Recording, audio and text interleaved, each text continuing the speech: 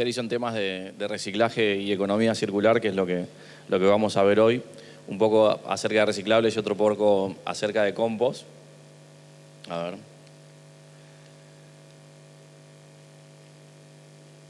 Ahí va. La idea es que podamos ver hoy acerca de la composición de nuestros residuos, de la separación en origen, de los sistemas de recolección diferenciada para tratar los reciclables, otros tipos de residuos también que generamos y llevarnos un pantallazo general de esta temática, de los problemas detrás, de las formas de trabajarlo, algunas ideas también para trabajar en clase y después revisar un poco el tema del compostaje y bueno, cualquier pregunta, cualquier duda me pueden ir también interrumpiendo o los vemos al final. Bueno, esto ya se habrá visto mucho, pero está siempre bueno recalcarlo, que es la generación de residuos. ¿Cuántos residuos generamos nosotros en Argentina todos los días? Más o menos se estima que se genera 1 kilo de residuos, 1,03 kilos de residuos por habitante por día. Este es un promedio nacional. Obviamente está muy atado a indicadores socioeconómicos. Por ejemplo, en la zona norte del Gran Buenos Aires esto es un poco más alto, va como al 1,5 o al 1,7. Pero bueno, se estima que solo el 10% de estos residuos se recuperan. Estamos hablando de 16,5 millones de toneladas por año, que son 16.500 millones de kilos. ¿Cuál es el problema detrás de tanta generación de residuos? ¿O qué problemas pueden traer los residuos si no son tratados adecuadamente, si no son recuperados o si no pasan las cosas que vamos a ver más adelante en la presentación? Son una fuente, obviamente, de contaminación. Pueden degradar agua, suelo y aire. Emiten gases de efecto invernadero. Vieron que hoy en día está muy en tema el cambio climático. El cambio climático se genera por la emisión de ciertos gases que generan este efecto invernadero que genera el calentamiento global. Los residuos en descomposición también son emitidores, digamos, de estos gases de efecto invernadero. Obviamente hay problemas de espacio, de volumen. Si no vamos a recuperar los residuos, si tenemos que enterrarlos, tenemos que mandarlos a disposición final, cada vez se ocupa más espacio. Obviamente gasto excesivo de recursos naturales. Esto es muy importante, el tema de los recursos naturales en los residuos, que muchas veces no se tiene en cuenta. Pero, por ejemplo, para fabricar lo que nosotros consumimos, cualquier cosa, desde una botella plástica, una mesa, una silla, todo lo que nosotros vemos, por ejemplo, en este auditorio y a cualquier lado donde vamos, todo lo producido por el hombre viene de la naturaleza. Entonces, para fabricarlo tenemos que tomar recursos naturales de la naturaleza, agua, madera, petróleo, metales, minerales, lo que sea que tomemos, tenemos que transformarlos en un producto. Ahora, si ese producto nosotros no lo recuperamos y termina directamente en la basura, ese recurso natural se pierde. Los recursos naturales no son infinitos, en nuestro planeta es finito, tiene sus límites, y el tipo de proceso que incluye tomar recursos, utilizarlos y luego tirarlos, llega un momento que se terminan. De hecho, ya el Panel Internacional de Recursos Naturales va diciendo cuál es el stock de ciertos tipos de recursos. Hay minerales como el aluminio y otros tipos de minerales de la tabla periódica que ya se sabe que en pocos años va a haber que reemplazarlos por otro tipo de usos. Entonces también la importancia de que los residuos están relacionados a los recursos naturales y su recuperación evita el gasto excesivo, digamos. Evita tomar nuevos recursos naturales. Obviamente los costos de logística, esto es muy importante en las ciudades, en los municipios, en los gobiernos, sobre todo los gobiernos locales, municipales, uno de los principales costos y gastos presupuestarios tienen que ver con la logística de la gestión de los residuos. Y obviamente la contaminación en áreas pobladas, si los residuos no se disponen adecuadamente, generan muchos problemas, enfermedades, problemas a la salud, entre otras cosas. No, para este lado, ahí va. Bueno, y de todos estos 1,03 kilos de residuos por persona que generamos por día, esto es un gráfico de cómo se componen, qué es lo que estamos tirando. También, este es un estudio de la Universidad de Buenos Aires que agarraron los camiones de basura y los revisaron uno por uno y vieron qué tipo de residuo era cada uno. Entonces sabemos que el 49% de los residuos son orgánicos, restos de comida, de poda, restos verdes, residuos orgánicos. Y sabemos que 15% son plásticos, 3% son vidrios, 2% son metales, 14% papel y cartón. Esto implica el 34% de los residuos se estima que son potencialmente reciclables o recuperables dentro de la torta de generación de los residuos. Como algo visual, para saber hasta dónde podemos llegar, o mismo nosotros, en nuestras casas, o en la escuela, o donde sea, cuál es el poder que tenemos para decir de un día al otro, si quiero, empiezo a separar mis residuos y reduzco yo mi huella de residuos en un 34%. ¿Quién hace compost por acá? Bueno, un montón. Bien Javi ahí con el compost. Hasta un 49% de los residuos son compostables, después vamos a ver compost. Pero bueno, sumados los dos, superan el 80%. Los que hacen compost y reciclan y separan los residuos en la casa sabrán que su generación de residuos es mínima. Contagiar al resto y potenciar esto como educadores tiene mucha fuerza y mucho poder.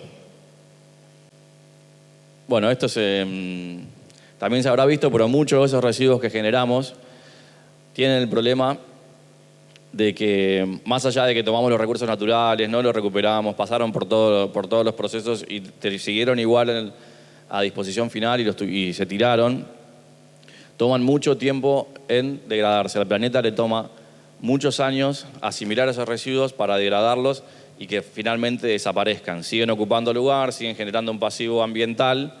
Durante el plástico, más o menos 400 años. Los vidrios, se estima 4.000 años, pero hay estudios que dicen que no se sabe todavía, que podría llegar a ser como casi infinito. Todavía se encuentran botellas de vidrio flotando en el mar de miles de años.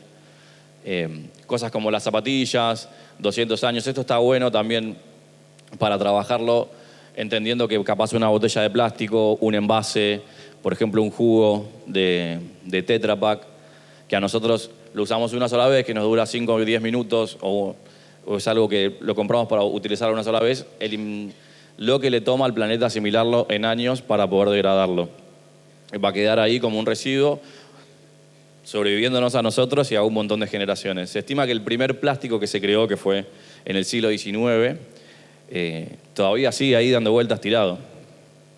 La idea de recuperación de estos residuos que les vengo mencionando tiene que ver con un sistema de gestión de residuos circular en el que lo que generamos de basura pueda ser recuperado y vuelva como materia prima y vuelva a ser un producto y vuelva al circuito. Esto se relaciona con la economía circular, que habrán escuchado hablar, que es el opuesto a lo que les venía diciendo de la economía lineal, que significa consumir, tomar recursos de la naturaleza, producir productos, consumir esos productos y después tirarlos y enterrarlos y que queden por siglos en el sistema, degradándose en el ambiente, generando contaminación. La economía circular lo que busca es que esos residuos puedan volver y que se cierre un ciclo y que vayan ciclos y el residuo nunca termine, digamos, en la basura o en el ambiente. La economía circular aplicada a la gestión de residuos es este gráfico que ven acá, en el que, a ver si tengo esto, ahí está. En que, bueno, esto puede empezar en cualquier lado, pero bueno, se toman recursos naturales, se fabrican los productos se comercializan, se consumen. Acá, la economía circular, yo no lo puse acá porque está la parte de reciclables, pero está bueno entender que la economía circular no es solamente tomar residuos, reciclarlos y volverlos al sistema. La economía circular va un paso más allá y piensa en repensar los envases para que generen menos residuos, para que sean más reciclables, para que no tengan que pasar por el tema del reciclaje, que sería como un paliativo, digamos. Hoy en día es lo mejor que tenemos para evitar que los residuos terminen no siendo recuperados, pero hay formas de trabajar desde el consumo, reducir el consumo de ciertos materiales, trabajar desde la innovación, trabajar desde repensar los productos. Por ejemplo, los electrodomésticos, que se te rompe la plaqueta de algo, de un lavarropas y no sirve más y tenés que cambiar todo el sistema. Bueno, empezar a pensar cosas que puedan ser reparables, reparaciones, etc. Pero bueno, pasado ese paso, la recolección diferenciada, nosotros, si empezamos a separar los residuos en nuestras casas o en las escuelas, ¿qué hacemos con lo reciclable? Hay diferentes sistemas de recolección diferenciada, que puede ser uno puerta a puerta, como acá en Vicente López el Día Verde, que ahora lo vamos a ver, o podemos acercarlos a un ecopunto voluntariamente. Y después vamos a ver qué pasa con esos residuos. Esos residuos que nosotros generamos necesitan un tratamiento. Nosotros separamos una bolsa en nuestra casa con todos los reciclables, pero necesitan una instancia de nueva clasificación y nuevo acondicionamiento para que puedan llegar a la industria de reciclaje, que son las plantas de clasificación o plantas de acondicionamiento de residuos, que vamos a ver algunos ejemplos, algunas fotos, que van a prepararlo para que llegue a la industria de reciclaje y vuelva a ser productos. Si queremos empezar con la separación del origen y a generar residuos reciclables, lo primero que tenemos que hacer es separarlos. El municipio de Vicente López tiene un sistema de colores para separación en escuelas, que es el amarillo para botellas de plástico y envases principalmente, tetra y botella de vidrio. Bueno, en las escuelas no se genera mucho vidrio, pero toda la categoría envases, el azul para papeles y cartones y el negro para basura. Eso para tenerlo, para ir teniéndolo en cuenta. Estos son algunos ejemplos, ¿no?, de cómo se ve. No sé quiénes tienen de estos en la escuela, ¿sí? De cómo se ven los cestos de separación. Bueno. Lo importante es que cuando separemos los residuos, estos tienen que estar limpios y secos. La importancia de esto, y esto también se puede trabajar en clase, es porque, a ver si lo tengo acá. No, se va muy lejos. Ahora después lo vemos más en detalle. Pero esta instancia de clasificación que yo les comentaba después, hay gente que va a tomar los residuos que nosotros separamos, primero se van a copiar durante un tiempo hasta que puedan ser procesados, y si están contaminados con leche, con gaseosa, con jugo, con lo que sea, eso se pudre, puede traer problemas de vectores, de enfermedades, de olores, gente que lo va a trabajar manualmente. Entonces, siempre que estamos separando residuos, lo que tenemos que pensar es que alguien lo va a tomar con sus manos y lo va a procesar manualmente. Ahora, si me preguntás, por ejemplo, una botella de gaseosa, por ejemplo, hay que lavarla y gastar 2-3 litros de agua en lavarla. Para mí no es necesario, solamente evacuarle el líquido y que quede vacía, ya con eso es suficiente.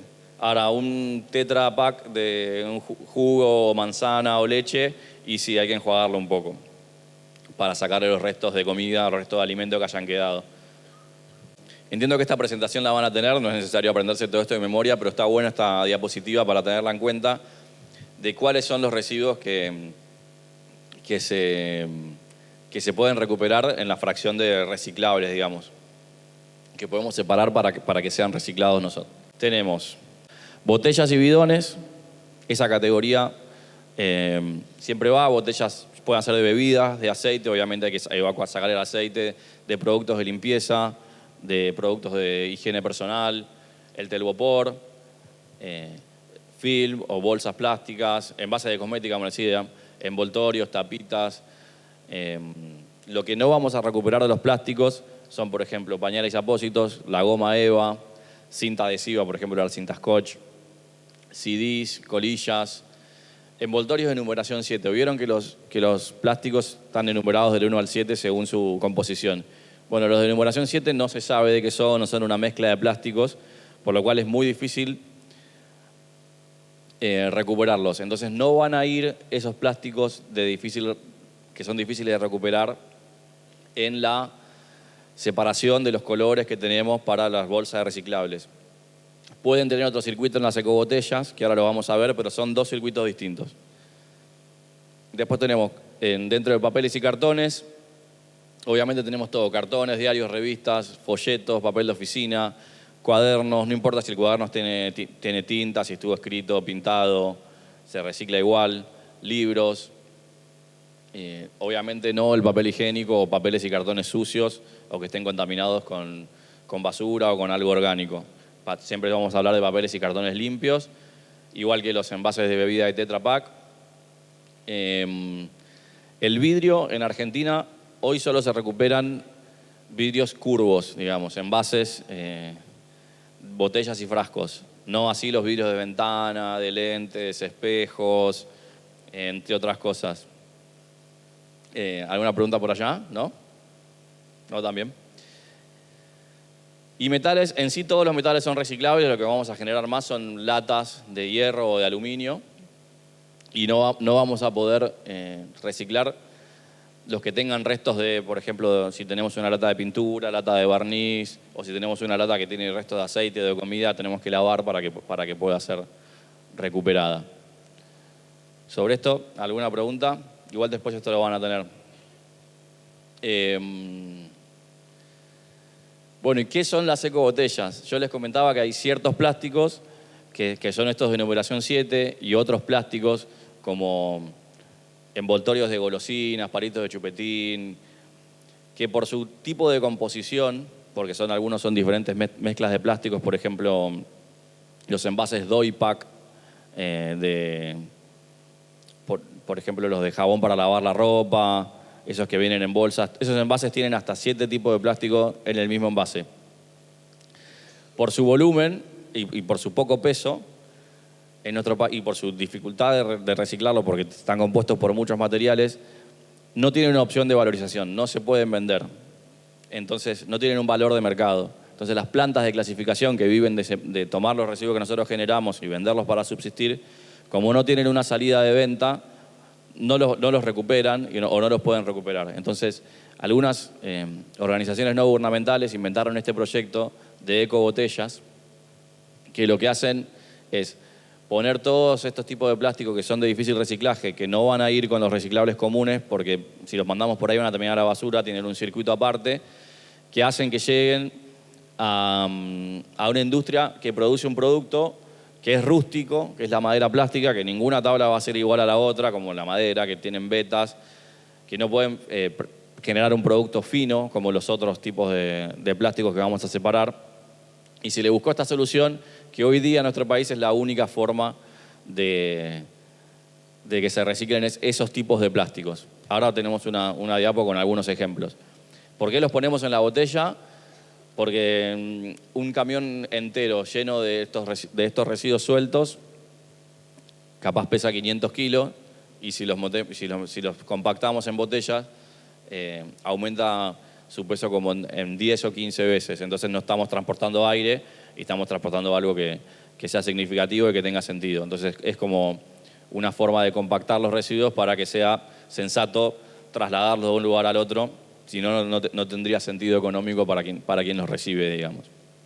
Pero bueno, lo importante entender acá es que hay una corriente de residuos que va a ir a una planta de tratamiento de reciclables, sí.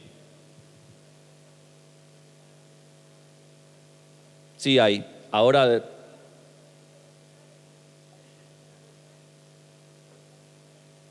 sí, hay varios. Ahora yo creo que, no sé si tengo las direcciones ahí, ahora lo vamos a ver, pero si no después van a estar los chicos del municipio y van a hablar un poco de los programas y a dónde los pueden llevar. Lo importante que hay que entender es que hay una corriente de residuos reciclables que va a ir a los programas de recolección diferenciada, que va a ir a plantas de tratamiento, que van a hacer otra clasificación manual y un acondicionamiento de esos residuos. Esos son vendidos y son plantas sociales que subsisten de trabajar con estos residuos, que no reciben estas botellas de amor, ecobotellas ahora, eso quedó viejo, no reciben estas ecobotellas porque no tienen sentido económico para ellos. Es un plástico muy difícil de reciclar. Entonces, algunas organizaciones inventaron esto de las ecobotellas para poder darle una solución y que puedan ser reciclados, y articularon con algunas industrias que lo pueden usar para procesar y hacer ese tipo de listones de madera plástica que funcionan como la madera. Entonces, bueno, entender que son dos corrientes distintas y que no podemos poner las ecobotellas en la misma bolsa que los otros residuos, que hay puntos específicos para alcanzarlas.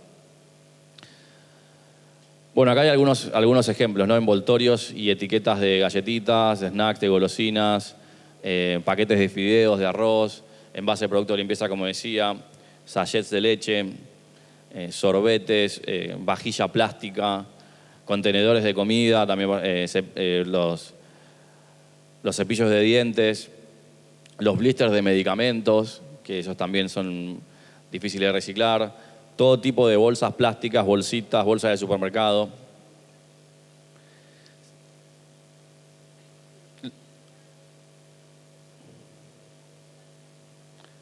Sí, lo ideal es sacarle lo más posible la parte de aluminio. Bueno, si algo queda, queda. Sí. No sé si han visto, yo no traje ahora, tenía, pero muchas veces en la madera plástica, si vos ves las vetas internas, vas a ver algunos pedacitos de aluminio. Un porcentaje admite. Por eso generalmente las fábricas que lo recuperan dicen, bueno, sáquenlo todo lo que puedan. Un poquito lo podemos admitir, pero si queda pegado y es muy difícil, queda, digamos. Obviamente recalcar que al igual que los reciclables, limpios y secos. Bueno, dentro de los programas una vez que separamos los residuos en nuestra casa, o hicimos las ecobotellas, separamos en la escuela, pusimos los tachos, tenemos las bolsas con reciclables, tenemos las ecobotellas y tenemos la basura, ¿qué hacemos? Bueno, está el Día Verde, que lo van a comentar más en detalle los chicos del municipio, que pasa una vez por semana por cada barrio, por la puerta de todas las casas y todas las escuelas de Vicente López. Los puntos verdes, donde se pueden alcanzar, mucha gente capaz no puede participar del Día Verde porque por los horarios en los que pasa o porque justo esa semana se olvidó o no pudo. Entonces lo puede acercar voluntariamente a los puntos verdes que están distribuidos estratégicamente en el territorio. El punto ambiental móvil, que va hasta una vez por semana, todos los días, está en un barrio distinto de lunes a viernes, y ahí pueden llevar residuos reciclables y otros tipos de residuos que vamos a ver ahora, como pilas, aceite vegetal usado, residuos electrónicos, entre otros. Y los puntos de ecobotellas, que son como estos. Acá yo dejé en la presentación, ves que dicen hacer clic acá. Ahí hay un link a una página del municipio donde están todas las direcciones y todos los horarios de los distintos programas para que después lo tengan en detalle.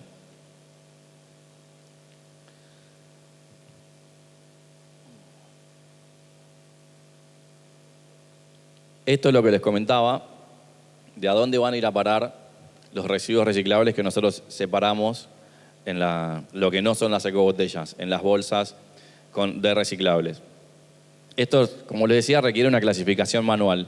Generalmente, las plantas con las que trabaja Vicente López y muchas de las plantas del país tienen estas cintas de clasificación que abren las bolsas en una punta y pasan los residuos a través de la cinta y tenés el encargado de sacar los cartones, de sacar los plásticos, de sacar los metales y lo van poniendo en bolsones o en cajas y van separando desde la cinta de clasificación los distintos tipos de residuos. Como ven, lo hacen manualmente,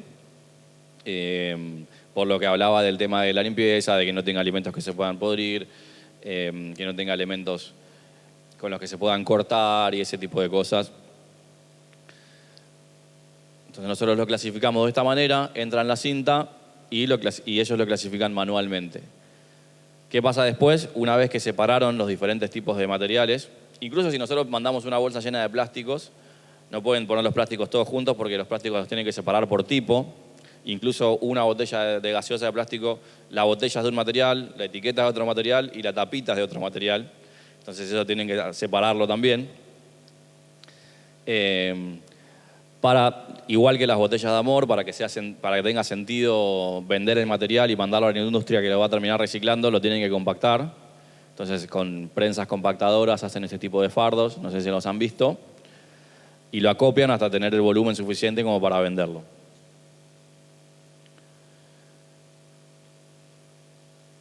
Bueno, un poco las corrientes que se separan, como les decía, no hay problema con papeles de diario, cuadernos, libros, cajas, Tetra Pak. Esto siempre y cuando esté limpio y seco, ¿no? La parte que no esté contaminada con aceite ni con resto de comida.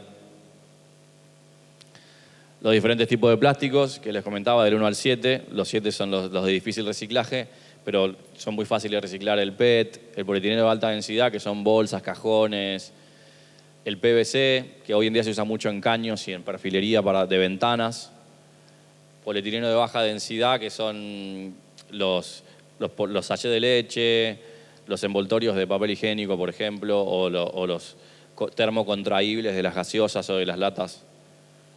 Bueno, entre otros, polipropileno y poliestireno, que es el telgopor, también es reciclable. Es un poco más difícil, pero también es reciclable. Metales, lo que les decía, los vidrios. Esto es para que vean un poco el almacenamiento. El vidrio no se compacta, sino que se rompe y se almacena roto en contenedores grandes de este tipo, también para que sea más pesado para la logística, para moverlo. El cartón muchas veces se almacena suelto, como tiene salida diaria para la gente que se dedica a esto, vende cartón casi todos los días. En algunos casos lo compactan, en otros directamente lo venden a granel suelto. Esto para que vean un poco nomás algunos ejemplos. Esto es, por ejemplo, un camión cargando fardos de botellas de plástico que van a ir a la venta. Este es un contenedor de vidrio más o menos de 30 toneladas que va a ir a la fábrica para hacer nuevo vidrio. Estos son fardos de cartón también cargándose. Un poco para que vean qué es lo que pasa después con los residuos, después que nosotros los separamos, a dónde van.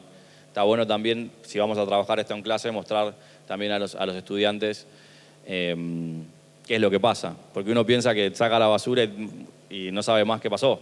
Pero hay todo un proceso después, se activa después, todo un proceso que implica un montón de etapas y un montón de gente que lo está trabajando. Bueno, ahora, la planta de clasificación, nosotros lo separamos en nuestra casa. Participamos del Día Verde, del Puntos Verde, del Punto Ambiental Móvil, Ecobotellas. Eso fue, o en el caso de Ecobotellas, a la planta que produce madera plástica, o en el caso del resto de los reciclables, a una planta de clasificación que le hizo una separación adicional, lo compactó, lo acopió hasta generarle el volumen suficiente para que valga la pena venderlo. Lo cargó en un camión, lo transportó hasta la industria. Y bueno, y llega a la industria y ¿qué pasa? Lo que hace la industria con este material, después de que pasó por el acondicionamiento, es generar materia prima. La materia prima reciclada, que van a ver, por ejemplo, de los plásticos, son estos pellets, como estas pelotitas de plástico, que van a ser diferentes tipos de plástico. Puede ser del polipropileno, del PET, de las botellas. Y esa materia prima es la que se va a usar para hacer los nuevos productos. Estos productos pueden ser o 100% reciclado, por ejemplo, capaz este cajón es 100% de material reciclado, sobre todo cuando son productos negros y eso, o puede contener un porcentaje de material reciclado. Por ejemplo, no sé, este balde puede tener 30% de materia prima reciclada y 30% de materia, y 70% de materia virgen. Eso después, el que fabrica el producto lo decide. Pero lo que se suele hacer en las plantas que reciben estos materiales de las plantas de clasificación, que es los que separamos nosotros en nuestra casa, producen esta materia prima. ¿Cómo lo hacen? Bueno, lavan el material, lo trituran, lo calientan, hasta que llega a cierto... lo funden hasta que llega a cierta temperatura, lo estiran, hacen como unos fideos largos y lo van cortando, lo pasan por bateas de enfriamiento, lo enfrían y terminan nueva materia prima que puede ser utilizada en la industria. Este es el ejemplo de la madera plástica. Las ecobotellas también pasan por un proceso y a partir de ahí se genera madera plástica muy similar a la anterior de los plásticos. Por ejemplo, el Tetra Pak y el cartón, pero bueno, en este caso puse el ejemplo del Tetra Pak porque es un poco más complejo.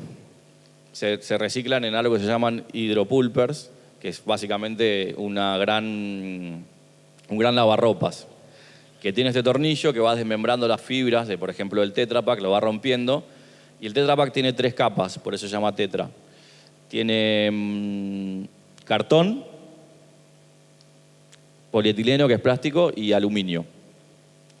En el pulper, en lo que es cartón o parte celulósica, se disuelve con agua y eso sigue adelante en el proceso, disuelto en agua. Y en cambio el plástico y el aluminio no se disuelven en el agua y quedan retenidos en los filtros de este lavarropa gigante, y eso se toma manualmente. Con el cartón se hace nuevas cajas de cartón y, por ejemplo, con el aluminio y el plástico se hacen, por ejemplo, chapas de plástico, chapas acanaladas de plástico y aluminio, que no sé si las han visto, pero bueno, tienen el mismo uso que el otro tipo de chapas. Y de eso se produce con los residuos que separamos de Tetra. ¿Venimos bien por ahora? ¿Sí? Bueno, esto para que vean un poco, no me voy a detener en todos, pero para que vean un poco qué es lo que pasa con cada tipo de plástico. Por ejemplo, con el PET, que son las botellas de gaseosa, de agua, las bandejas, se suelen hacer o nuevas botellas, o está muy difundido hacer las fibras de poliéster, que es textil, por ejemplo, Polar, camisetas de fútbol, flejes para la industria, sunchos, flejes plásticos, con el polietileno de alta densidad, que son las bolsas, principalmente bolsas y cajones, se hacen bidones, nuevas bolsas, caños, polipropileno, que por ejemplo de baldes, se hacen baldes, cepillería, el telgopor, que es el poliestireno, se hacen perchas, reglas, utensilios escolares. ¿Vieron el de donde ponen las témperas? Que ese es el coso blanco, ese material, que es muchas veces el mismo que cucharitas de plástico, eso es de poliestireno, mucho se hace con telgopor reciclado. Bueno, hasta ahí la parte de reciclables y ecobotellas y los diferentes procesos.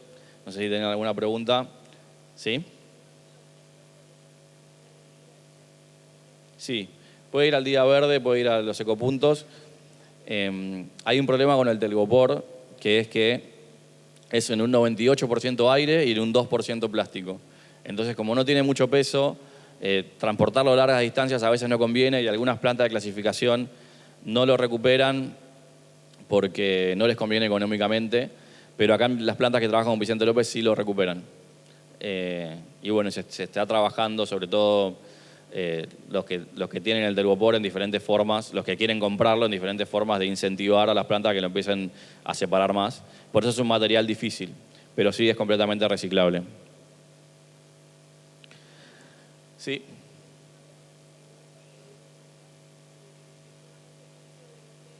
Sí. Eso es por la temperatura de la que se funde el vidrio curvo es menor a la del vidrio de ventana. Necesitan, igual que la cerámica, necesitan mucho más calor. Entonces las industrias que reciclan el vidrio en Argentina, que son pocas, solamente 3 industrias que reciclan vidrio en Argentina, no lo están haciendo. No quiere decir que no sea reciclable, solo que en el país no se hace. Estamos por ahí atrás. Sí. Los aerosoles son reciclables. Hay 2 tipos de aerosoles. Tenés los aerosoles de aluminio, que son como los desodorantes, que no tienen mayor problemática porque no suelen explotar. Esos se pueden compactar y explotan poco. El tema con los aerosoles de hierro, por ejemplo, el Poet, el Glade, el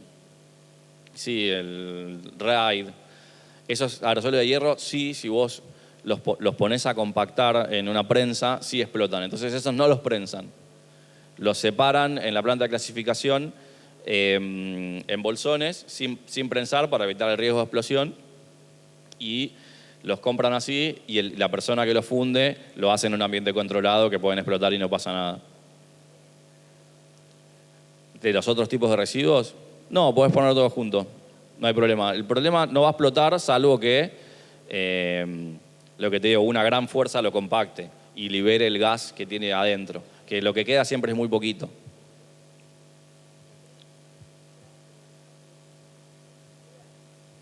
Bueno, no traen ese tipo de problemas. Sí hay un gran problema con los insecticidas y el uso de insecticidas domiciliarios, lo que llaman domisanitarios a nivel mundial.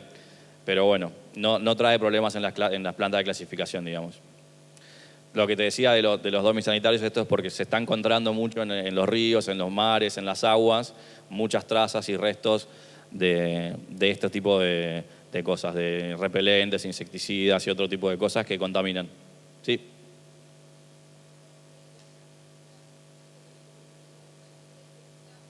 Sí.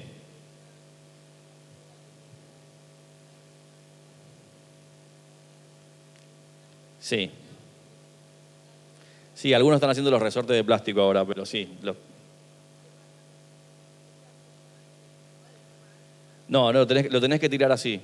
Lo que pasa es que no se desarma el desodorante de aluminio, digamos. Porque la temperatura en la que funde el metal lo tenés que llevar como a más de 1000 grados y el plástico a los 100 grados ya empieza a desaparecer. Entonces, lo mismo, por ejemplo, vos podés tomar un auto entero y fundirlo, y todo lo que es plástico, caucho, goma, mangueras, asientos, desaparece y solo te queda el metal, a cierta temperatura. Entonces va todo junto. Sí, en algunas plantas de clasificación le sacan manualmente el piquito porque les pagan más. Pero bueno, eso va a depender después de quién lo trabaje. ¿Cómo estamos de tiempo? A ver. No, venimos bien. La idea ahora es, lo fuerte era ver el tema de los reciclables y las ecobotellas, pero hay algunos otros tipos de residuos que está bueno comentarlos. Algunos capaz no se generan en la casa, en la escuela, pero para que sepan que existen y que tienen algunos circuitos también. Los residuos especiales domiciliarios se llaman residuos especiales porque tienen cierta característica de peligrosidad, ya sea porque son corrosivos, porque son inflamables, porque son tóxicos, porque pueden dañar la salud, porque pueden generar alguna reacción con el aire o con el agua, pueden producir infecciones, entre otro tipo de cosas.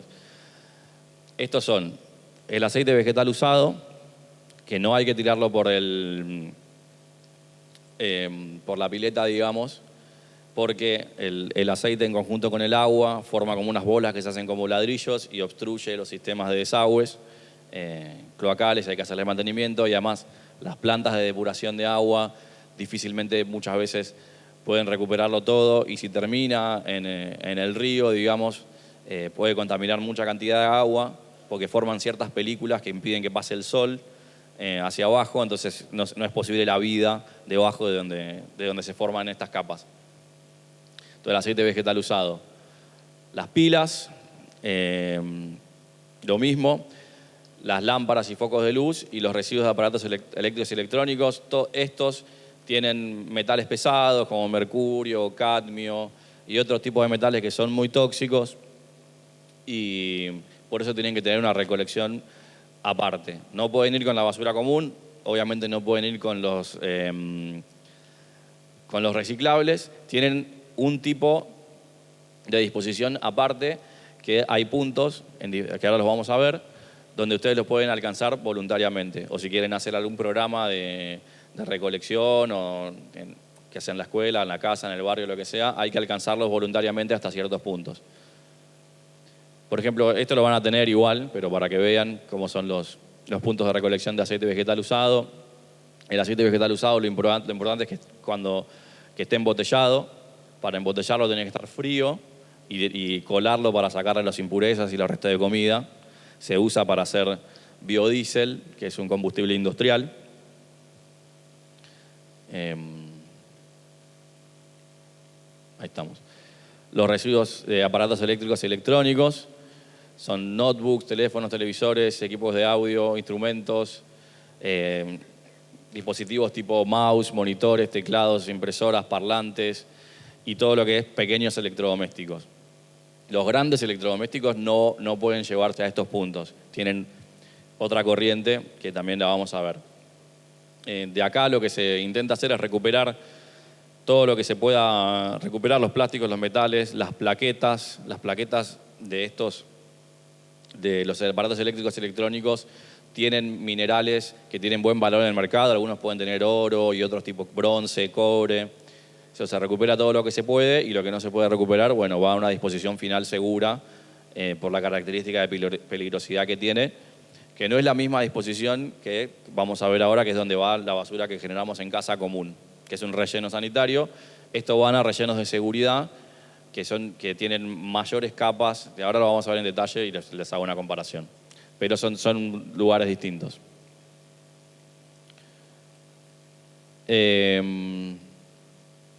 Bueno, acá me faltó el de las pilas.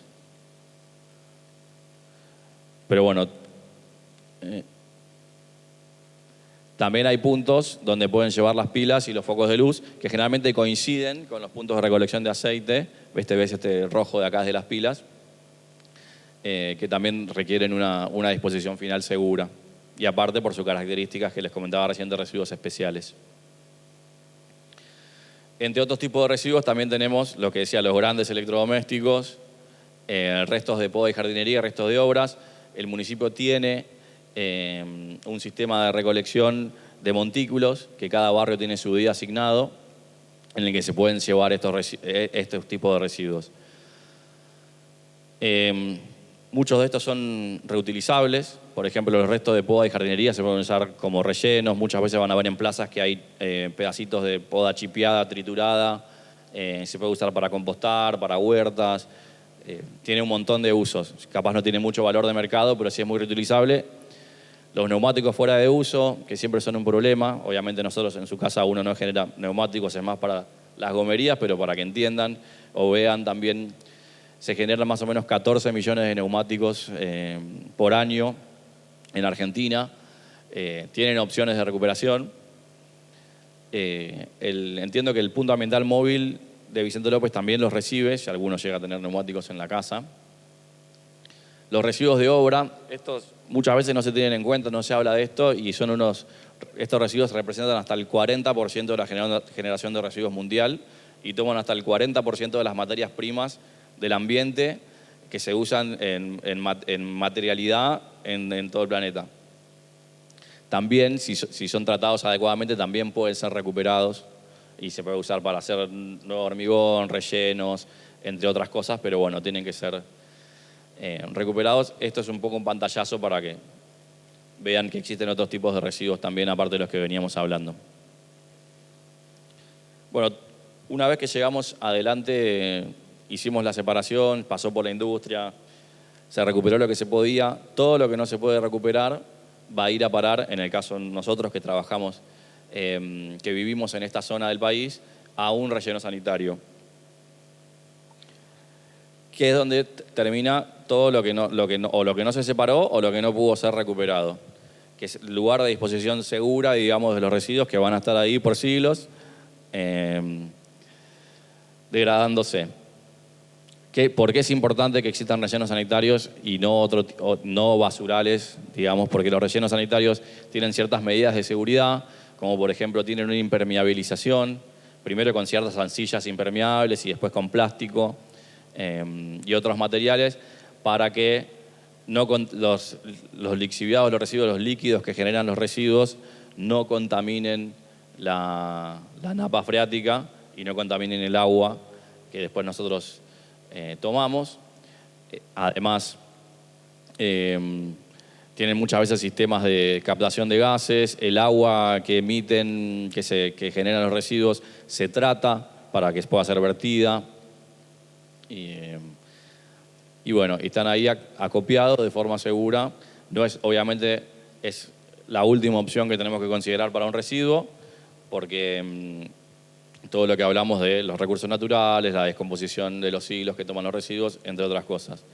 Pero bueno, esta es la mejor opción ante distintos tipos de disposición final. Se han ido al interior del país, hay muchos municipios del interior del país, entiendo que hay hasta 2.000 municipios que no cuentan con relleno sanitario y disponen sus residuos en basurales a cielo abierto, que no tienen este tipo de control, que no tienen impermeabilización, que generan gases, enfermedades, problemas, entre otras cosas. Y después seguramente han visto en la ciudad, en diferentes puntos, que se arman como micro basurales clandestinos que traen los mismos problemas que los grandes basurales, nada más que se arman en esquinas, en lugares. Por eso siempre la mejor opción para el residuo que ya no recuperamos o no separamos o no tuvo otra opción es ir al relleno sanitario, que tiene las medidas de seguridad que no tienen los basurales de otro tipo. Bueno, ¿qué beneficios nos trae llevar adelante esta gestión de residuos, separar nuestra casa y llevar adelante todo esto que venimos hablando? Obviamente minimizar la generación de residuos, el impacto que tiene ese ambiental y económico, empujar el cambio hacia una economía circular, optimizar los recursos naturales que se extraen, disminuir la contaminación que generan estos residuos, apoyar a cooperativas de recicladores o de base social, generar trabajo, dinamizar la economía a través de lo que para nosotros es un residuo, para otras personas tiene valor y es un sustento para ellos y para sus familias, apoyar a emprendedores, porque las plantas que les mostraba ahí que hacen la materia prima reciclada no son grandes industrias, Muchos son pequeñas industrias, acá en Vicente López y hay en todos lados, que dependen de este material también para fabricar sus productos. Y bueno, y obviamente ya les comenté acerca de la creación de empleo.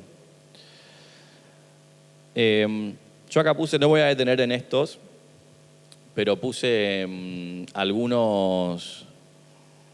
algunas ideas que ya las deben tener muchas resabidas, ya las deben haber hecho para trabajar este tipo de temas en el aula, como hacer las ecobotellas, que después se puede trabajar, aparte de hacer la ecobotella, trabajar sobre los plásticos que estamos poniendo, el impacto ambiental que tienen estos. Se puede trabajar con infografías, debates, apoyos, generar información. Está muy bueno el trabajo de las ecobotellas en el aula. También con la reutilización, para trabajar este concepto de la economía circular, que el reciclaje no es la mejor opción, sino no generar el residuo. Entonces, esto se puede trabajar con reutilización, obviamente la separación. Este está bueno, yo lo he hecho alguna vez, de investigar lo que se genera en un día o en una semana, ver qué tipo de residuos son, van a ver que la mayoría son plásticos, trabajar sobre los problemas de ese tipo de residuos, de a dónde van y los problemas que traen, entre otras cosas. Esto igual se los dejo en la presentación. Bueno, ¿cómo venimos hasta acá? ¿Alguna pregunta? Sí. Antes no se podían reciclar porque tenían plomo, pero ahora hay una nueva tecnología y no pueden seguir este circuito. Entiendo que hay ciertos puntos que las recuperan. No los tengo ahora, pero déjame verlo y en un ratito te digo. Hay ciertos puntos que pueden recibir las radiografías. Igual que los medicamentos vencidos o fuera de uso, algunas farmacias o algunas clínicas lo reciben. Vamos a tomar unos minutos para ver lo del tema del compostaje, que ahí vi que varios y varias ya habían dicho que lo hacían. Ver algunos detalles sobre este tema. Bueno, habíamos dicho al principio que hasta el 49% de los residuos que generamos son orgánicos y que teníamos ese poder de decir, bueno, si empezamos a compostar y a recuperar estos residuos orgánicos, vamos a reducir la mitad de los residuos que generamos de un día para el otro. Los residuos orgánicos son residuos biológicos, residuos de algo que estuvo vivo, de plantas y de animales. En el compostaje domiciliario en nuestra casa no vamos a compostar residuos de animales, no porque no puedan ser compostados, sino porque los tiempos de degradación son mucho más largos, necesitan más temperatura para el compostaje. Cuando uno composta van a ver que, lo vamos a explicar más en detalle, pero los microorganismos que descomponen la materia orgánica generan calor y eso mata a las bacterias que pueden ser perjudiciales. Ciertas bacterias en los residuos cárnicos o de animales necesitan más temperatura, suelen atraer roedores, cucarachas y otras cosas que no queremos tener en casa. Entonces yo recomiendo para empezar el compostaje solamente restos vegetales. Les decía, el compostaje es un proceso biológico en el que se descomponen los residuos orgánicos. Este proceso es natural, sucede en la naturaleza, en un bosque o en una plaza o en cualquier lado se cae un fruto de un árbol o una hoja o una rama y se descompone y pasa a formar parte de la tierra como nutrientes que aporta para que necesita la tierra, es un ciclo que necesita la tierra, que necesitan las plantas para volver a crecer. Lo que vamos a hacer nosotros es replicar este proceso biológico en un sistema controlado en nuestra casa o en la escuela, por ejemplo. ¿Los residuos se descomponen solos? No, necesitan aire, humedad y ciertas bacterias y hongos, que son microorganismos que están en la tierra o que están presentes mismo en los mismos residuos orgánicos, que lo van a degradar. Lo van a ir comiendo, lo van a descomponer y van a generar el compost, digamos. Son nuestros aliados en el compostaje. ¿Qué vamos a poder compostar? Yo acá los separé entre húmedos y secos porque, como decíamos acá atrás, necesita hacerse el compostaje en condiciones de humedad y aireación controladas. Para tener la humedad controlada, el compost tiene que estar húmedo, pero no tiene que estar muy húmedo. Para saber si tenemos la humedad adecuada, no tiene que haber charcos ni gotas, ni tenemos que ver agua a la vista. Eso genera problemas. Para nivelar la humedad, porque nosotros en lo que generamos en nuestra casa son residuos húmedos principalmente en la cocina, restos de frutas, de verduras y de otras cosas, yerba, café. Necesitamos nivelarlo con residuos secos. Y ahora vamos a ver en qué porcentaje y cómo hacerlo. Los residuos húmedos que podemos echar son obviamente restos de frutas y verduras crudas, restos de hojas y pasto o de jardinería, la parte verde, y infusiones, café, té, mate, y la única parte animal que vamos a tomar son las cáscaras de huevo, que esas sí se pueden usar en el compostaje y no van a traer problemas. ¿Las cáscaras de huevo? No, no hace falta. Hay un tema con la salmonela y la cáscara de huevo, no sé si han escuchado, pero se han visto varios estudios que toman la cáscara de huevo con salmonela y hacen todo el proceso de compostaje y lo ponen en una planta que vos después te vas a comer. Si lo pones en una planta que no te vas a comer, si lo pones en un jazmín no pasa nada. Y la probabilidad de que la salmonela pase por todo ese proceso y llegue viva a la fruta que vas a comer es casi ínfima. Por eso se dice que no hay problema con las cáscaras de huevo cruda en el compost. Residuos secos, que pueden ser restos de ramas, madera, viruta de madera, chipeo, corteza, hojas secas, papeles y cartones sin tintas, que sean lo más natural posible, como esto que vemos acá. Y en cantidades medidas, sí se pueden poner los cítricos, por ejemplo, y las cenizas. ¿Por qué es esto? Porque el compost tiene que trabajar en una acidez neutra, que es la ideal para los microorganismos que descomponen la materia orgánica. El suelo es neutro, en pH, digamos. Entonces, si está muy ácido, se empieza a complicar el compost y los cítricos son ácidos.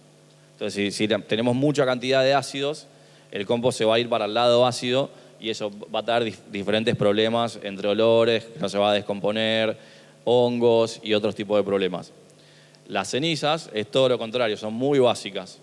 Entonces, si ponemos muchas cenizas, se va a ir para el lado básico o alcalino, todo lo contrario, y también va a traer problemas. Entonces, yo lo que siempre digo es que hay que poner en el compost ácidos y básicos, o cítricos y cenizas, de a poco, digamos.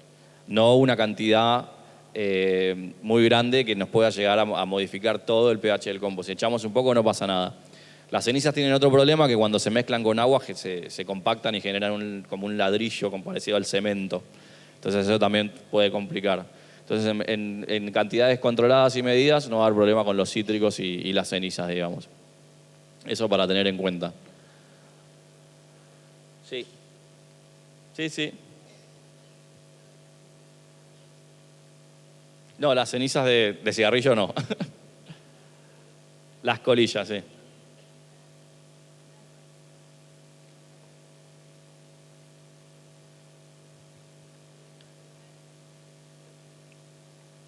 Lo ideal es que no terminen en el suelo, porque a través de las bocas de tormenta o el alcantarillado puede terminar en el río o en el ambiente, y una sola colilla tiene muchos, fíjense qué malo es, que tiene muchos metales pesados y diferentes sustancias químicas que son nocivas para el ambiente y para los ecosistemas naturales.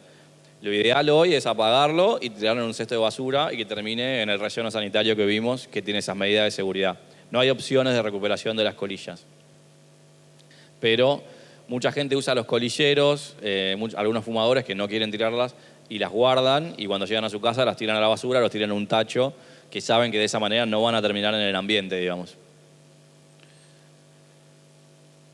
¿Qué no podemos compostar? Como les decía, restos de carne, restos de animales, lácteos. Ya les expliqué un poco por qué.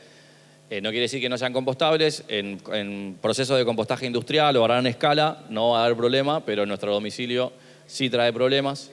Aceites y condimentos, comidas elaboradas o procesadas, vamos a limitarnos a restos crudos, que traen problemas similares a los de la carne, por ejemplo, pan, fideos, arroz. Maderas que hayan sido tratadas, la madera es compostable, pero Si tiene barniz o pintura, no. Harinas y heces de animales.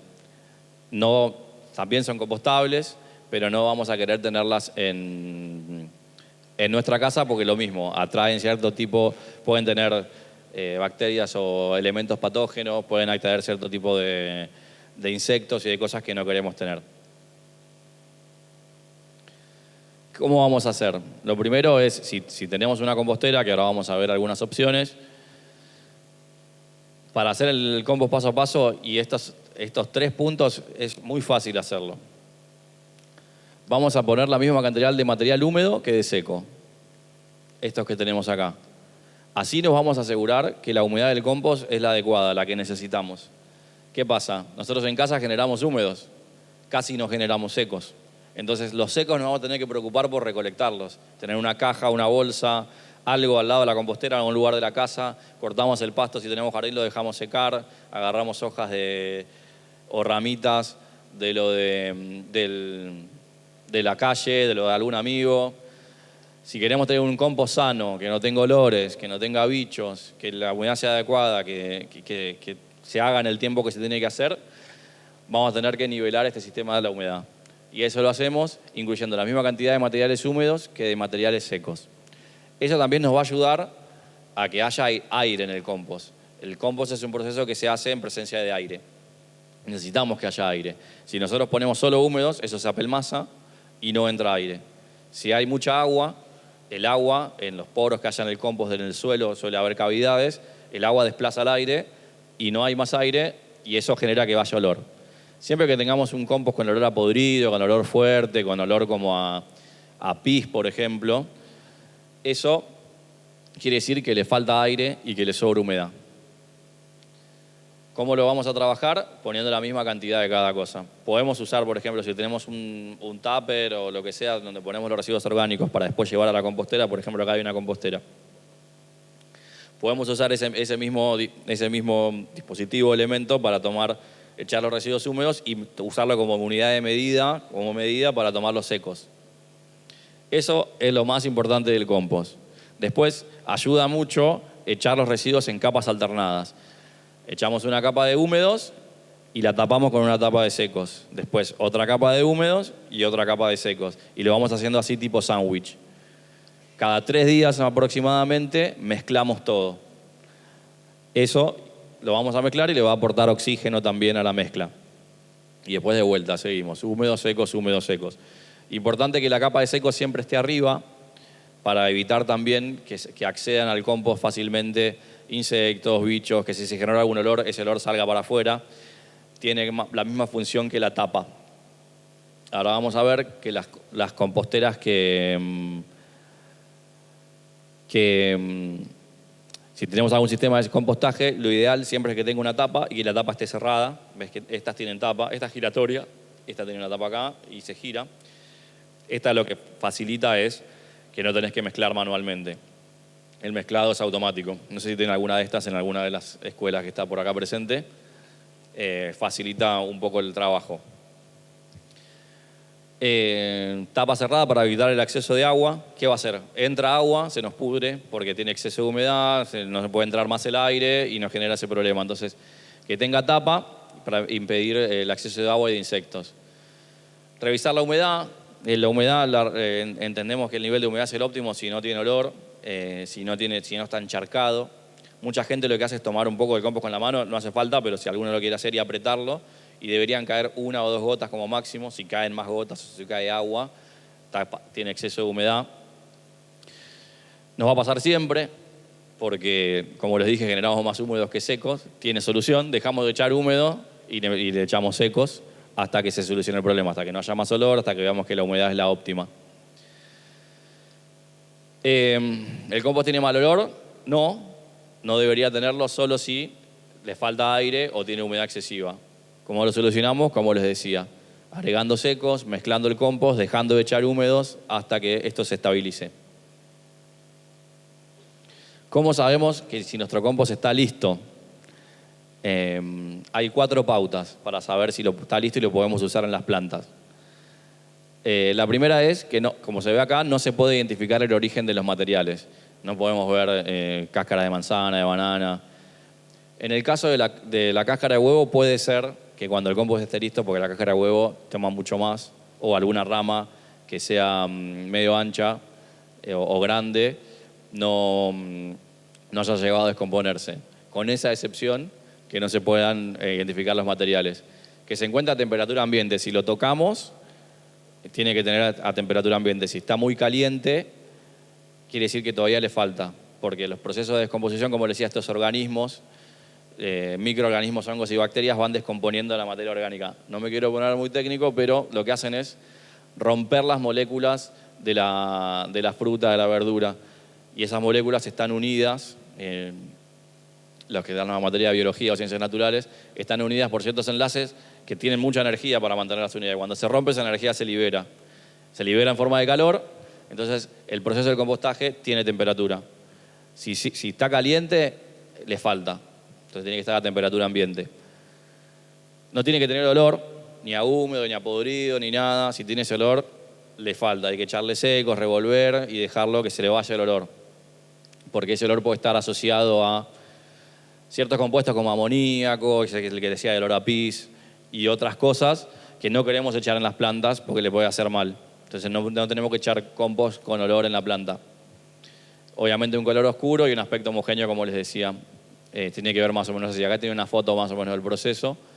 Suele tomar entre 2 y 5 meses, menos tiempo en los meses de verano, más tiempo en los meses de invierno, porque los microorganismos trabajan mejor a mayor temperatura, entonces cuando hace mucho frío hay menos microorganismos degradando la materia. Lo mismo que si lo ponemos en la heladera o en el freezer, frenamos la actividad de los microorganismos, entonces frenamos la descomposición. Esto es importante tener en cuenta. El compost o los residuos orgánicos en descomposición generan estos líquidos lixiviados, no sé si han escuchado hablar.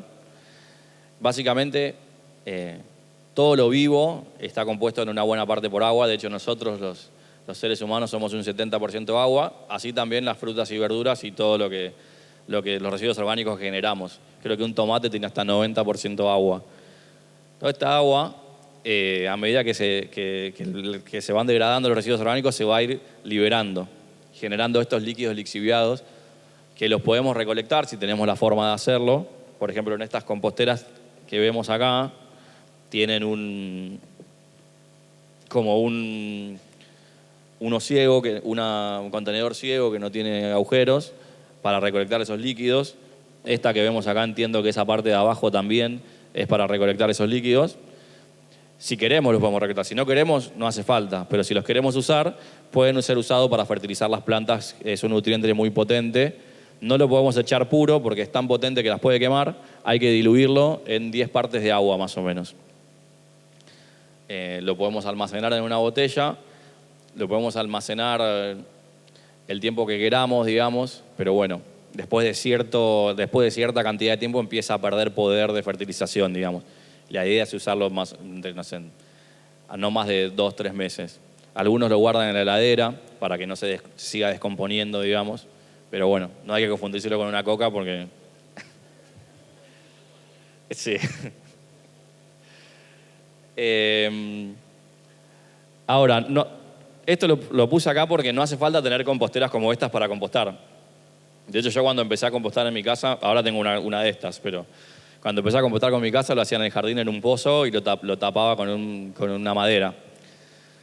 Lo podemos hacer en cualquier dispositivo. Puede ser en un cajón de verdura, le podemos poner una bolsa y le ponemos una madera arriba para taparlo. Esto, mira, esta gente la hizo con unos cajones reutilizados de leche. Lo que he visto que hacen en escuelas, que está bueno en algunas, es en un bidón de estos transparentes, van echando residuos secos y húmedos que van generando y después pueden ver el proceso a través del bidón, que puede llegar a tomar unos meses, pero bueno, está ahí en el aula y se va haciendo. Pero bueno, es un bidón de 10 litros, o si hay de 20, de lo que sea, le hacemos un agujero, luego le guardamos la tapa para poder volver a guardarlo, se puede pegar o se puede poner algo para que quede bien tapado. Otros lo hacen reutilizando baldes de pintura. Hay que hacerles agujeros abajo y apilarlos, o puede ser un solo balde.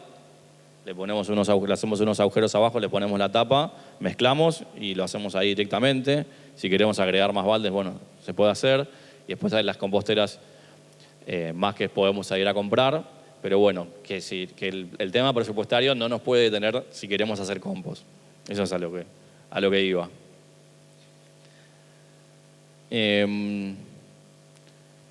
Ahora, desmitificar un poco los problemas del compost. Mucha gente con la que hablo acerca de compost me dice, no, yo hice, pero me llenó de bichos, no lo hice más, o había mucho olor y lo dejé de hacer. Sí, están relacionados con la falta de aireación y el exceso de humedad que habíamos hablado antes. Si más o menos seguimos los pasos y los controles que yo les venía comentando, no debería tener olor y no debería tener moscas. Las moscas ponen sus huevos en ambientes muy húmedos. Si el compost tiene la humedad adecuada, no van a ir. Sí va a haber bichos, algunos bichos se van a acercar, pero la mayoría son beneficiosos, bichos bolita, van a ver que babosas, caracoles.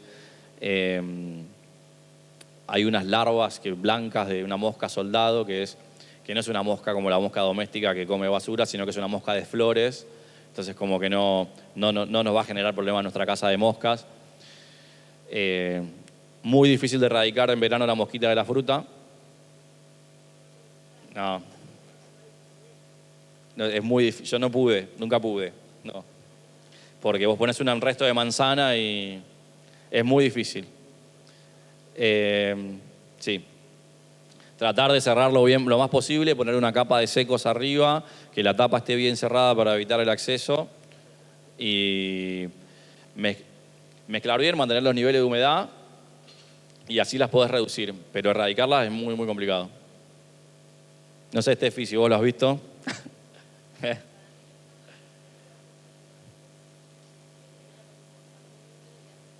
No sé si la escucharon a Steffi, pero lo que dice que para ella no está mal, porque también ayudan al proceso de descomposición.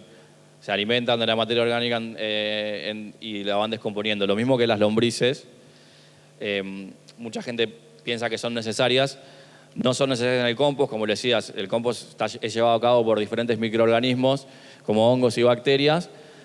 Pero si nosotros queremos aportarle lombrices al compost, o si la tenemos en tierra y vienen lombrices, ayudan a acelerar el proceso. Son voraces, se alimentan de la materia orgánica y en el proceso la descomponen.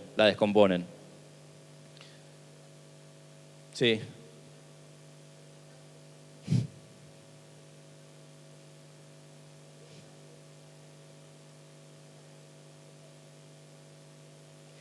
Bueno, se estima que una lombriz come su propio peso. Puede comer hasta su propio peso por día, hasta 1 gramo por día. Echarle más residuos orgánicos, es genial que las tengas. O compartir con gente amiga que tenga compost también. Pero no dejes de alimentarlas. Eso es importante. Y a ver qué nos queda. Bueno, ahí tenemos alguna pregunta más acerca de compost por ahí. Sí, vamos por acá si quieres.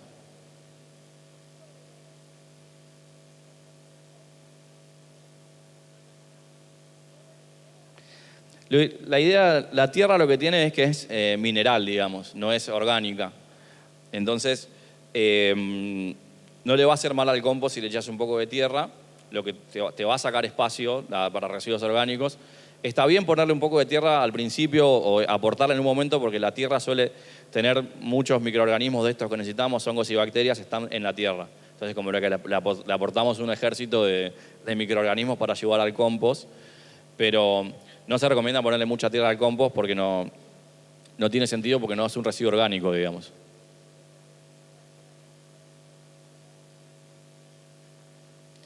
Cuando vos lo mezclás, se mezcla todo. Y a la mezcla la tapás con secos. Y después empezás secos y húmedos, después mezclás y lo mismo. Lo que van haciendo los secos, sobre todo las ramitas y pedacitos de madera y pedacitos de residuos secos, entre el compost es generando estructura, generando cavidades, porosidades, donde va a haber presencia de aire y también nos va a venir muy bien.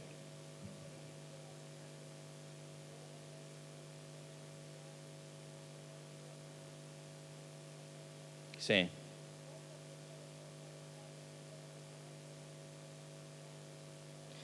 Llega un punto en el que tenés que dejar de echarle residuos para que se termine de hacer, digamos. Entonces le dejamos echar residuos, pues si tenés una compostera lo podés sacar de la compostera y dejarlo madurar aparte y vas a saber que está listo cuando se cumplen los parámetros que vimos antes, de que no tenga olor, de que sea homogéneo.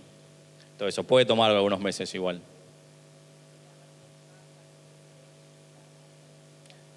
Claro, la idea de este que tiene varios módulos es que vos estés llenando un módulo y el otro esté más madurando en el proceso, digamos. Si te terminás uno, empezás con el otro.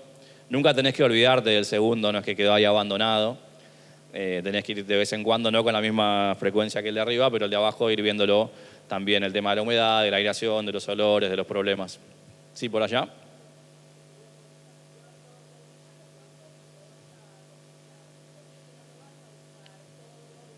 Sí. Lo puedo. Sí, no vas a tener problema.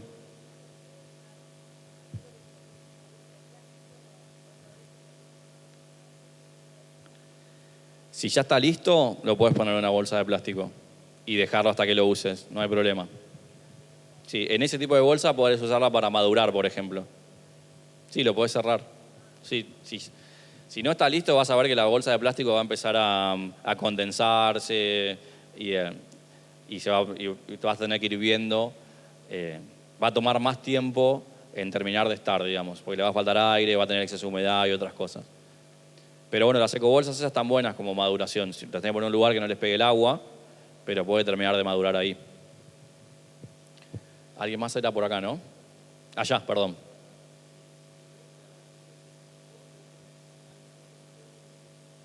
Bueno, yo lo comentaba antes. Sí, pero no tan concentrado. Una manzana que se descompone en la naturaleza o un fruto no está tan concentrado como capaz ponerle, que nosotros concentramos muchos residuos orgánicos ahí, eso generó una mezcla capaz muy ácida o una mezcla con presencias de... Hay ciertos, bueno, aceites esenciales o ciertas sustancias que generan olor, como les decía antes, que pueden llegar a ser perjudiciales. No te van a matar la planta, pero si principalmente tiene olor a pis, está asociado a que hay un exceso de nitrógeno, el nitrógeno genera el amoníaco, el nitrógeno está asociado a los residuos húmedos, que se recomienda no echarlo en las plantas, si no está listo, digamos. No las va a matar, pero bueno. Sí, lo mezclas con la tierra. No. No recomiendo ponerlo directamente en la planta si todavía si tiene olor a podrido o ácido o a pis. No recomiendo ponerlo directo en la planta si está en esa instancia. Ahora, si está hecho, tampoco ponerlo en la planta si vamos a tener una maceta, por ejemplo, una maceta sola con compost, porque es demasiado. El compost hay que mezclarlo con tierra más o menos en partes iguales. Ahora, si tenemos plantas no en maceta, pero en tierra, en un cantero o en el jardín, podemos ponerle un poco de compost alrededor del tallo puro y eso después, con el riego, va a ir filtrando los nutrientes hacia las raíces. Pero sin no poner una maceta completa con compost, digamos. Sí.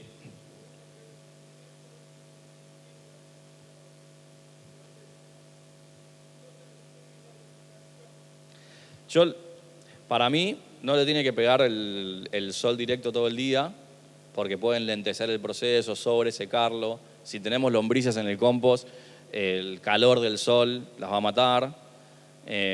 Así que para mí lo ideal es un lugar con sombra y que esté reparado, que no le pegue la lluvia directo adentro de la compostera. Sí, lo mismo. Sí. Si no tenemos lugar donde no pegue el sol, lo hacemos igual. Es una recomendación. Sí. ¿Por ahí no? ¿No? Dale. ¿Estamos bien? Bueno, gracias a todos por la atención. Espero que les haya gustado. Los voy a dejar con los chicos de la Dirección de Ambiente de Desarrollo Sostenible para que les cuenten acerca de los programas que vimos nosotros, un poco más en detalle.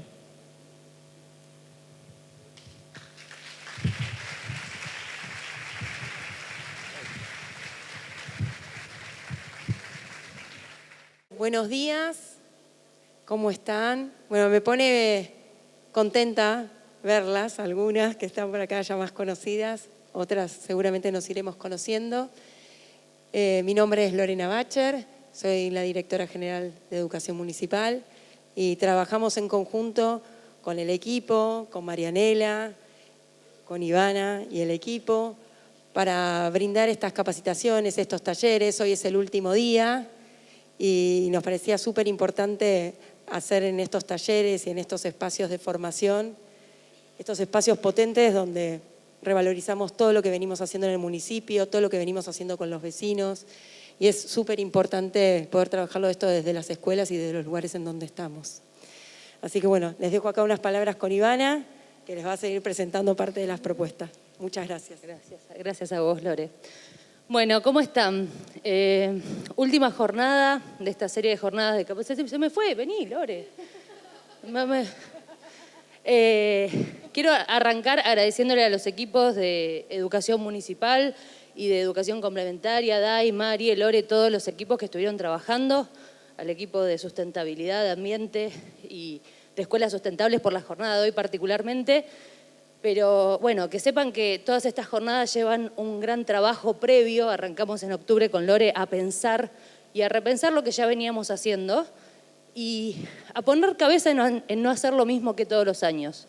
Así como los alumnos que llegan al aula no quieren hacer lo mismo todos los años, nosotros como docentes tampoco queremos hacer lo mismo, queremos innovar, queremos que las aulas de Vicente López sean especiales. Que tengan esa cuota y esa impronta de creatividad y de motivación tanto para los estudiantes como para los docentes. Y en eso trabajamos y por eso pensamos y repensamos, y deben haber notado las que han venido de otros años, que este año hubo talleres mucho más dinámicos, mucho más, propuestas mucho más concretas para llevar al aula, en grupos más reducidos, pero con más potencia, que retomo la palabra que decía Lore recién, potencia. Así que agradecerles a todos por haberle puesto el cuerpo a todas estas jornadas. Y por otro lado, hoy tenemos la jornada particular de escuelas sustentables. Y cuando hablábamos de crear motivación en el aula y acercar propuestas potentes, esta es una. Nosotros creemos firmemente en que estamos creando personas, pero también ciudadanos. Y en este momento tan particular, una temática como el cuidado del ambiente es fundamental. Pasa como en este programa con escuelas sustentables lo que nos pasa con otros programas como Transitemos Seguros o Educación Financiera, que muchas veces son los mismos chicos los que les terminan explicando a los padres las implicancias de muchas de las acciones. Y eso es un círculo maravilloso donde los chicos llevan a casa y funcionan como replicadores de estas temáticas que nos parecen tan importantes, porque no sé si les habrá pasado a ustedes, a mí me pasó, yo no tuve la oportunidad de aprender ni educación financiera, ni educación vial, ni educación ambiental en mi escuela. Entonces me parece que hay generaciones que nos perdimos de esto y está muy bueno que los más chicos lo puedan traer a la casa, a la familia y a la comunidad. Así que agradecerle de nuevo a todos los equipos que trabajaron y los dejo ahora para arrancar ya con Escuelas Sustentables. Muchas gracias. Bueno, se me van yendo del escenario. ¿Qué tal? Yo soy Florencia, yo coordino la Reserva Ecológica, soy parte de la Dirección de Desarrollo Sostenible. Veo muchas caras conocidas por acá, por suerte. Como sabrán, este es un programa que inició en el 2018 y en ese momento lanzamos un manual de escuelas sustentables que nos costó un montón de trabajo con las áreas de dirección, con la Dirección de Fiscalización y Control, con la Secretaría de Educación y nosotros como Desarrollo Sostenible. La idea fue siempre poder llevar estos conceptos tan globales a lo local. Entonces, el manual que nosotros pensamos siempre tuvo la intención de que sea local, que sean ejemplos de nuestra ciudad, que inviten a recorrer nuestra ciudad y a conocer los programas que llevamos a cabo en todas las áreas del municipio. Y este año dijimos, bueno, ya han pasado 7 años, es momento de renovar este manual, así que con la ayuda de Sustentabilidad Sin Fronteras y de EcoHouse, que nos tuvieron mucha paciencia, muchas gracias, hemos traído un nuevo manual con un poco un poco de los conceptos anteriores, pero tratando de brindar una nueva perspectiva al asunto. Así que les dejo con ellas que les van a explicar mejor que yo. Gracias, Flor. Bueno, muchas gracias a Flor por la presentación. Mi nombre es Micaela, ella es Manu. Yo vengo de Sustentabilidad Sin Fronteras, Manu viene de EcoHouse. Juntos trabajamos en la actualización de este manual de educación ambiental. En el mismo van a poder encontrar, además de muchísimos datos actualizados, que era muy importante esto, como les mencionaba Flor, tenía varios años ya el texto anterior, sino que también van a poder encontrar una dinámica mucho más activa y un vínculo entre ustedes y el manual. Era lo que nosotros queríamos y buscábamos como objetivo.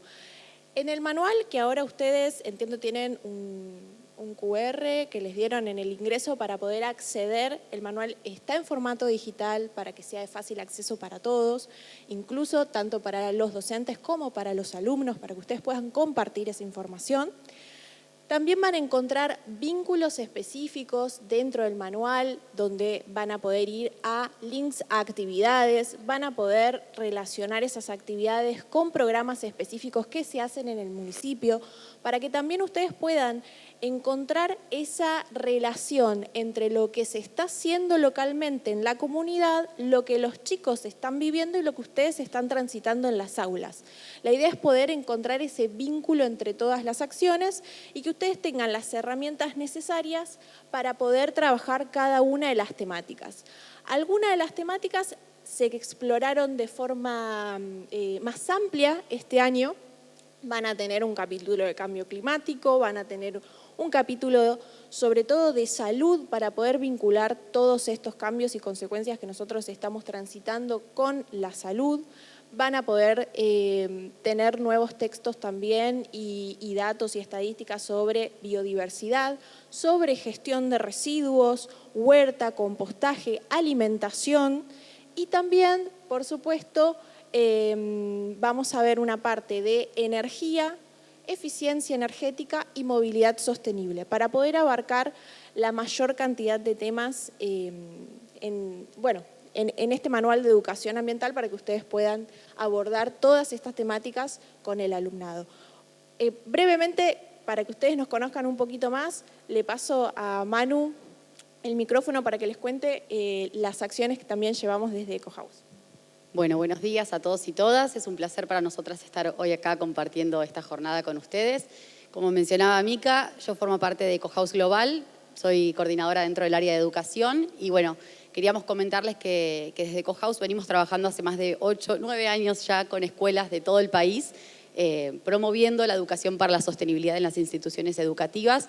Y para ir cerrando, porque tenemos muy poquito tiempo, me gustaría felicitar al municipio de Vicente López, al programa de Escuelas Sustentables. Nosotros desde EcoHouse llevamos adelante una red de escuelas con más de 200 escuelas de todo el país y sabemos del esfuerzo que conlleva sostener estos programas a lo largo del tiempo. Y no solo eso, sino también el estar todo el tiempo pensando cómo generar nuevo contenido, hacerlo de manera más innovadora. Actualizar este manual fue un proceso de más de 10 meses. Hay mucho trabajo detrás y también algo que quiero destacar es que en esta oportunidad quisieron involucrar a las organizaciones de la sociedad civil como Sustentabilidad Sin Fronteras y EcoHouse, que creo que le suma otra perspectiva a este manual, que esperamos que lo puedan aprovechar, que eso lo puedan identificar y que sepan también que como organizaciones estamos a disposición para seguir trabajando junto con las escuelas de Vicente López para fortalecer todas las temáticas que recién mencionamos y que aborda este manual. Esperamos que realmente lo puedan utilizar y sepan eso, que estamos a disposición para acompañarlos en su camino con este manual en la mano. Muchas gracias a todos.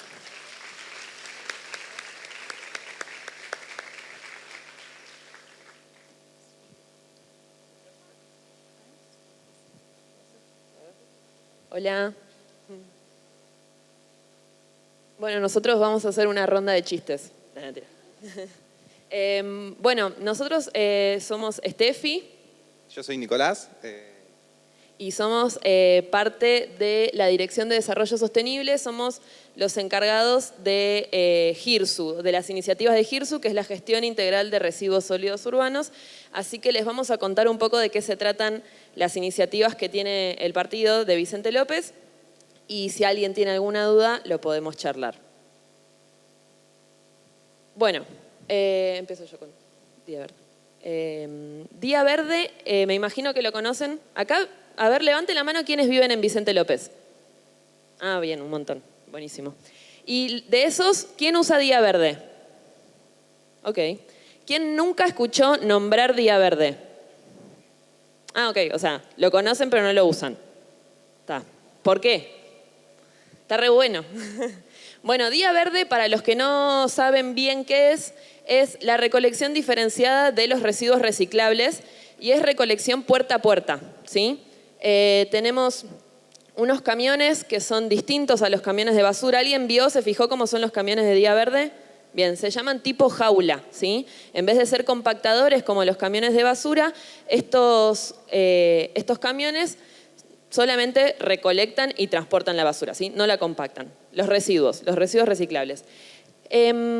Y Día Verde tiene un día en cada barrio, ¿sí? ¿Alguien que viva en Munro saben qué día es? Los jueves, muy bien. ¿De Villa Martelli? Los jueves también. ¿Y antes cuándo era? Se cambió, el año pasado o el anterior se cambió porque antes eran los sábados y no había mucha recolección, así que se cambió otro día de la semana. Después, bueno, tenemos los lunes Florida Este, los martes Olivos, ¿sí? Cada barrio tiene un día de recolección. La idea de qué tipo de residuos se separan y se sacan con Día Verde, digamos que son los residuos comunes, ¿sí? Los reciclables comunes, que son el papel, el cartón, los envases de vidrio, los envases de metal y los plásticos y el tetrabric, ¿sí? Fíjense que dice envases de vidrio, o sea, frascos, botellas, no una ventana que se me rompió, ¿sí? Plásticos también son envases plásticos, no sería lo ideal sacar, no sé, una silla del jardín que se me rompió una pata y la saco con Día Verde, ¿sí? Son residuos domiciliarios, los residuos comunes domiciliarios, ¿sí? Existen estos stickers de Día Verde para identificar las bolsas cuando las sacamos a la puerta de casa antes de que pasen los camiones. Los camiones hacen el recorrido desde las 8 hasta las 5 de la tarde, ¿sí? Depende de cada barrio y depende de dónde vivo. Sé que por ahí pasa a las 11, a las 2 de la tarde, a las 9:15, ¿sí? Las rutas igualmente no son fijas, o sea que puede ser que igual por mi casa pasen siempre medio en horarios distintos. Por eso lo ideal es sacar los residuos a la puerta de mi casa identificados antes de las 8 de la mañana, ¿sí?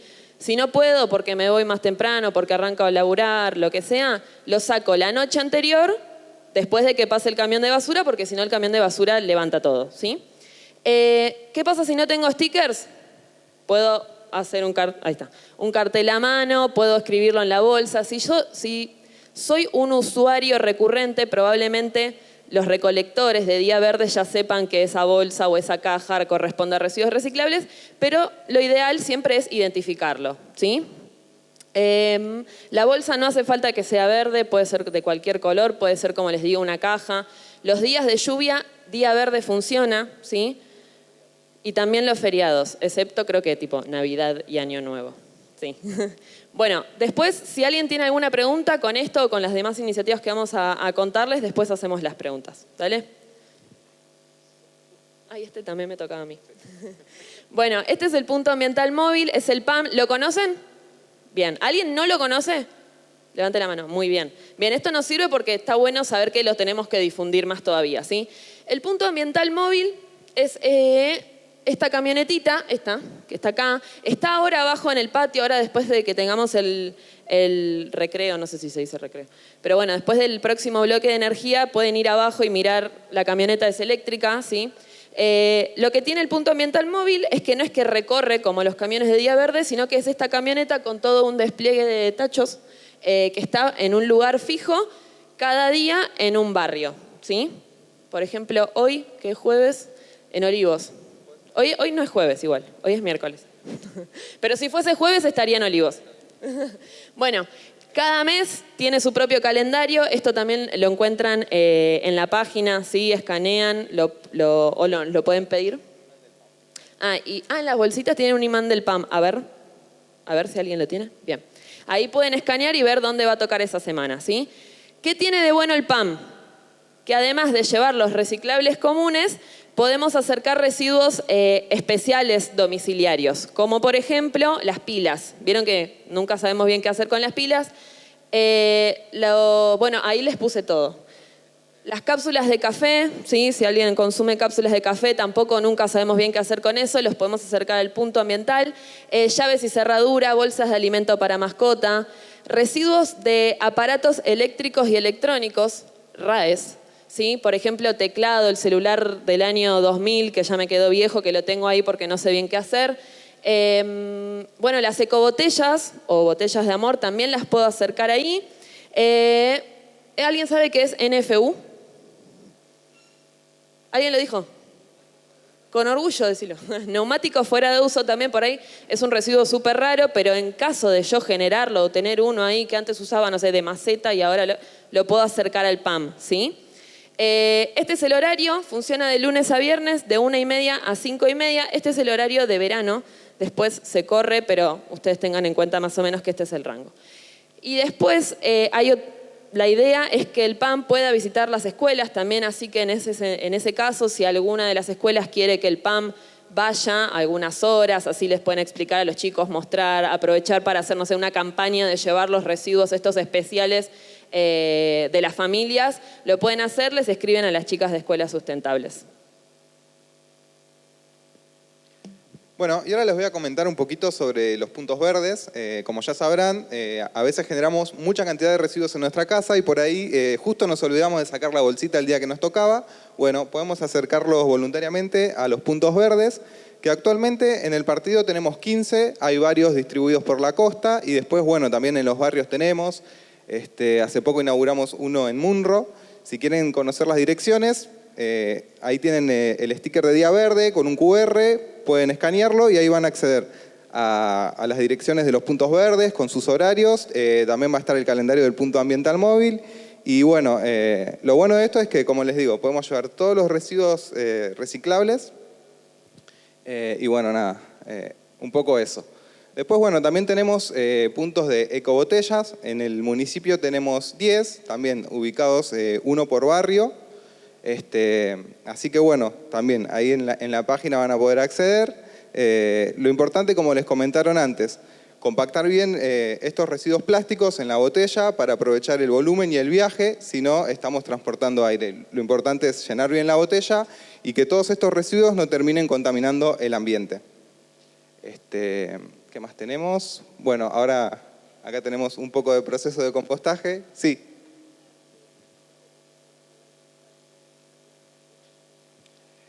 ¿En qué jardín estabas? Yo calculo de que eso va a seguir estando así, pero cualquier consulta de ese tipo nos pueden contactar a Escuelas Sustentables y ahí vamos a...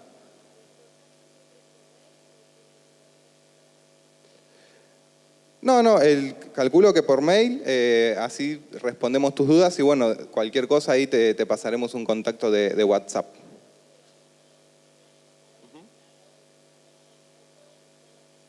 Sí.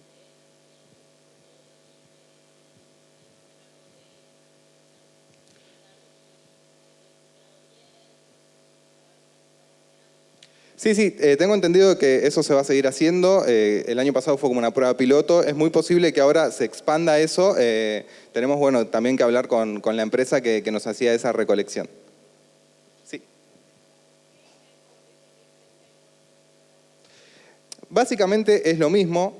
Pasa que hubo un tema con la Fundación Botella de Amor, medio como que se separaron de la empresa que lo hacía. Entonces, bueno, ya no la llamamos más Botella de Amor, sino Ecobotella, pero es lo mismo, van el mismo tipo de residuos. No, ahora nosotros las acopiamos acá en el municipio, tenemos un depósito y cuando tenemos el suficiente volumen, las mandamos a una empresa que se encarga de hacer los listones de madera plástica y nos lo devuelve a nosotros en forma de, por ejemplo, composteras de plaza. No sé si alguna vez recorrieron algunas composteras del municipio, están hechas de madera plástica y mismo, mismo los puntos de recolección de botella de amor están hechas 100% de madera plástica. ¿Alguna otra pregunta? Si no, pasamos con compost. Sí.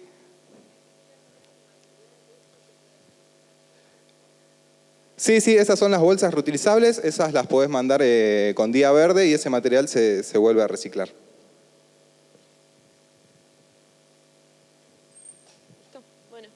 Bueno, después con el tema del compostaje tenemos distintas iniciativas. Nico justo recién les nombró que por ahí hay algunas composteras ubicadas a lo largo y ancho del municipio.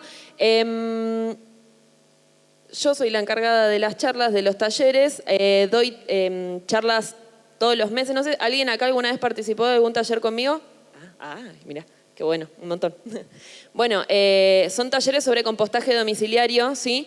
Los damos, en general siempre son virtuales, pero a veces hacemos alguno presencial. Por ejemplo, el sábado estuvimos en la Feria de Sabe la Tierra.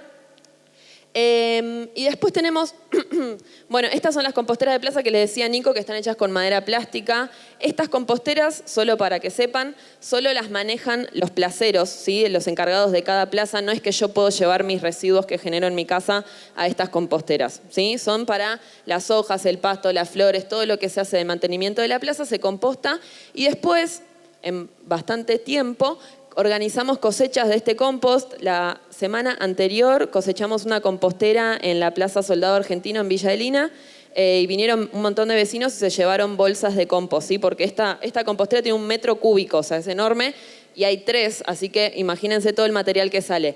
Eso siempre se comunica también por las redes, por mailing, ¿sí? No sé si a alguien les llegó, por ejemplo. Pero bueno, también siempre nos pueden preguntar y nosotros si ya tenemos programada la cosecha, por ejemplo, les podemos avisar y vienen a buscar. Después hay un grupo de WhatsApp de vecinos de compostaje, ¿sí? Que ahí se comparten ideas, soluciones, problemas, fotos, lombrices, cajones de compostera, ¿sí? Así que están invitados a participar. Acá les dejo un QR si quieren. Y bueno, la próxima capacitación de compostaje domiciliario va a ser ya la de marzo y creo que va a ser miércoles 12. No sé si cae 12, pero creo que el miércoles 12 la hago. Es a las 3 de la tarde, es virtual, sé que muchas están trabajando, pero bueno, siempre hay algún huequito por ahí para conectarse, ¿sí? Y hasta acá llegamos. Gracias.